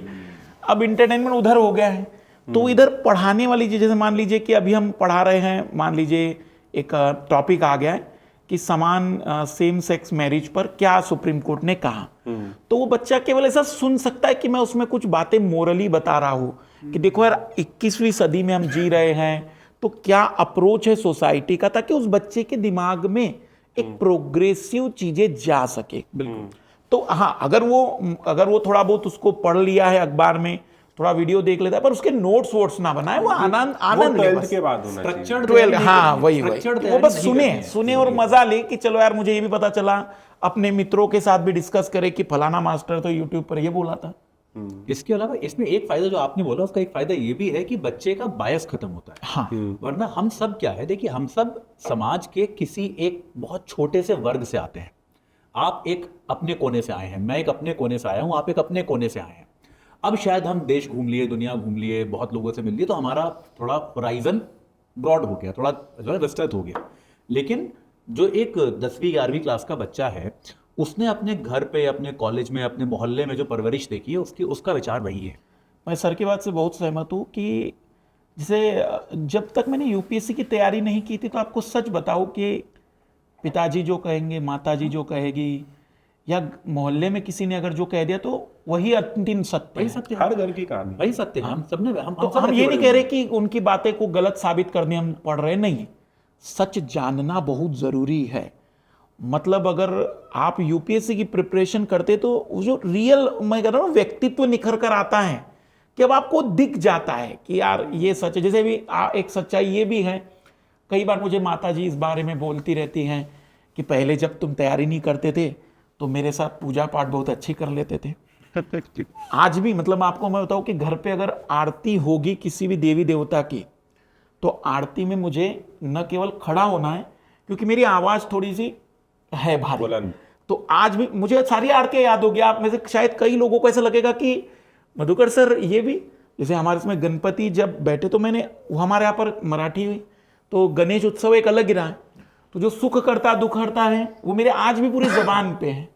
वो इसलिए जबान पे क्योंकि भाई मैंने भी गणेश उत्सव मनाया है, मैं भी, और ऐसा नहीं कि आज मैं कोई नकारता हूं, नहीं, पर आज मैं उसका उद्देश्य, उसके पीछे की कहानियां जानता हूँ। उसके पीछे का सत्य जानता हूं। और उस समय अलग मजा है। और उस समय वो क्या, नहीं, मैं उस समय गणेश जी के प्रति जो एक प्रकार की थी ना, जैसे मित्रता वाला जो मित्रता भाव वाला होता भाव था, होता है। डिवोशन जो था, जो डिवोशन था कि हाँ यार कि नहीं अब कुछ भी तकलीफ होगी, जैसे मान लो कि डर लग रहा है, ओम गणेश ओम गणेश, तो वो एक सपोर्ट भले ही कर देता था, लेकिन उस सच को आज भी तो जानना जरूरी है ना। सही बात है। और वो तभी आएगा जब आपके पास, और इसलिए मैं कक्षा 10वीं के बच्चे से कहता हूं कि देखो वो आनंद ले लो, क्योंकि वो आनंद अगर तुमने छीन लिया इस ज्ञान से, सही बात है। तो समस्याएं बहुत ज़्यादा बढ़ जाएगी। मतलब मैं थोड़ा सा पीछे जाना चाहूँगा। एक्चुअल में मुझे उन व्यक्ति का नाम तो नहीं याद आ रहा है, भगवान कृष्ण के पास वो जाते हैं, उनके मित्र थे, वो कहते क्या तुमने पूरी मथुरा में सभी को प्रेम रस, ज्ञान से बढ़कर भी कोई चीज़ हो सकती है? तो बहुत भला बुरा कहते हैं, और भगवान कृष्ण कहते हैं कि मैं आपसे हाथ जोड़कर विनती करता हूँ, जो सारी बातें आप मुझे बता रहे हैं वो एक बार आप मथुरा जाकर सभी की सभी जितनी भी गोपियां हैं उन्हें बताए, मैं मतलब आपका ताउम्र एक तरीके से आभारी रहूंगा। तो जब वो जाते हैं और सारी गोपियों से, सभी से वो कहते हैं कि ज्ञान प्राप्त करिए, प्रेम में कुछ नहीं रखा है। पर जो वो प्रेम के आनंद में डूबी हुई थी वो खाली हाथ लौट के आते। मैं कहना चाह रहा हूं कि हर चीज का अपना एक महत्व है, मजा है, और आप अगर मान लीजिए उस मजे को खत्म करके मुझे फर्क नहीं पड़ता वाली बात में आ जाएंगे तो सही बात है। तो फिर क्या है ना कि बचपन भी छिन जाएगा, जवानी काम की नहीं रहेगी, और अंत में बुढ़ापे में आप केवल कोसने का काम करेंगे। मैं शायद ही कोई ऐसा सफल व्यक्ति मुझे बता दीजिए कि वो अपना सामान्य बचपन, एटलीस्ट किसी ने छोटा किसी ने बड़ा, लेकिन गुजारा होगा, तब जाकर आप वास्तविक ज्ञान को भी महसूस कर पाएंगे। तो सर बहुत ज्ञान मिला, लगता है आपके साथ एक अलग सेशन भी करना पड़ेगा। मतलब जब आप बोलते हैं तो ऐसा लगता है when Madhukar sir speaks the world lessons. अरे वाह, धन्यवाद। सर बैठना पड़ेगा आपके साथ, और मुझे वो भी जानना पड़ेगा वो 7 अंक का जो है वो कितना फिगर है वो उसको जाना ना जाना देंगे हम आपको। तो आशा करता हूँ कि ये जो कॉन्वर्सेशन थी, हमने जो बातचीत करी, उसमें आप लोगों को कुछ अर्थ नज़र आया होगा, और उसके साथ साथ मदद मिलेगी आपको। और धन्यवाद अतुल सर, आपने पूरा समझाया कि इकोनॉमी को किस तरह से अप्रोच करना है। हर एक डेटा पॉइंट को अपन को नहीं अपने दिल से लगा के बैठ जाना है, जो रेलेवेंट चीज़ें हैं। धन्यवाद मधुकर सर, आपने बताया कि बेसिक और स्टैटिक एक बार आप साइंस एंड टेक का कवर कर लेते हो, और उससे भी ज़्यादा धन्यवाद कि आपने वो पूरी प्लेलिस्ट भी बना रखी है कि भाई अगर आपको कहीं दिक्कत आ रही है तो आप उसको पढ़ भी लो। मुझे भी धन्यवाद नहीं, मैं बता देता हूँ ना, अनुज सर का स्पेशली धन्यवाद इसलिए करिए क्योंकि रियल में हिंदी माध्यम के लिए अब जो प्रयास है कि एक ऐसी टीम के साथ हम आए कि जो इंग्लिश मीडियम और बाइलिंगुअल में एक तरफा हम लोग हैं, अब वो हिंदी माध्यम में भी एक तरफा हो, और इसके लिए अनुज सर लगातार कोशिश कर रहे हैं। जो भी टॉप एजुकेटर हो सकते हैं, जो भी बेस्ट एजुकेटर हो सकते हैं, जो ऑनलाइन की दुनिया में विद्यार्थियों को प्रेजेंट सिनेरियो में, पुरानी चीज़ों में नहीं बल्कि वर्तमान की आवश्यकताओं के अनुरूप बदल सकते हैं, ताकि हिंदी माध्यम के रिजल्ट को न केवल बदला जाए बल्कि इस प्लेटफॉर्म से उस रिजल्ट को निकाला जाए, उसके लिए सर लगातार प्रयास कर रहे हैं। और इसी तरीके से मुझे गारंटी है कि जल्द ही हम और मुलाकात करेंगे, क्योंकि अब एक सीरीज जल्द ही शुरू करेंगे जिसमें सारे टीचर को आने वाले 15 दिन में आप जमा करके पूरी तरह से कंप्लीट फुल फ्लैश बिल्कुल बिल्कुल बिल्कुल हिंदी मीडियम को न केवल टारगेट करते हुए बल्कि उनके रिजल्ट को टारगेट करते हुए जी आप बैच अनाउंस कराएं सर। बिल्कुल बिल्कुल करेंगे सर। और बढ़िया, मतलब जो भी बन पड़ेगा अपन करेंगे। जैसा आपने कहा बाइलिंगुअल और इंग्लिश में अपन ऑलरेडी वो है, हिंदी में भी नंबर 1 चीज़ों को करना है और हम प्रयासरत हैं। अतुल सर हमारे साथ में जुड़े, यूट्यूब पे आपके साथ जुड़े रहेंगे, लेकिन प्लस प्लेटफॉर्म पे भी आपको कॉम्प्रिहेंसिव तरीके से कवर कराएंगे चीज़ों को, भले ही वो इकोनॉमी हो पॉलिटी हो। तो इसी तरह से सर का भी मार्गदर्शन रहेगा और आगे चीज़ें और बेहतर करेंगे। और धन्यवाद शुभम सर आपका भी 2 चीज़ों के लिए। पहली बात तो बहुत फ़ायदा मिल रहा है लर्नर्स को अब हिंदी में, खासकर करंट अफेयर्स के लिए ऑथेंटिक और जेन्युइन तरीके से आप ले रहे हो और इसको होस्ट कर रहे शुक्रिया सर, इस टीम का पार्ट बनाने के लिए बहुत बहुत शुक्रिया आप सबका। हो। तो सभी लर्नर्स का बहुत बहुत धन्यवाद सर। Let's crack it। क्या सीसेट आपके लिए उतना ही चैलेंजिंग है लेकिन आप समझ नहीं पा रहे हैं कि क्या करें? तो हम प्रारंभ करने जा रहे हैं सीसेट का कॉम्प्रिहेंसिव बैच, जिसमें आप अपने सारे सीसेट की प्रॉब्लम को सॉल्व कर सकते हैं केवल इस एकलौते बैच में। So join now this batch and solve your all problems in one batch. Let's crack it.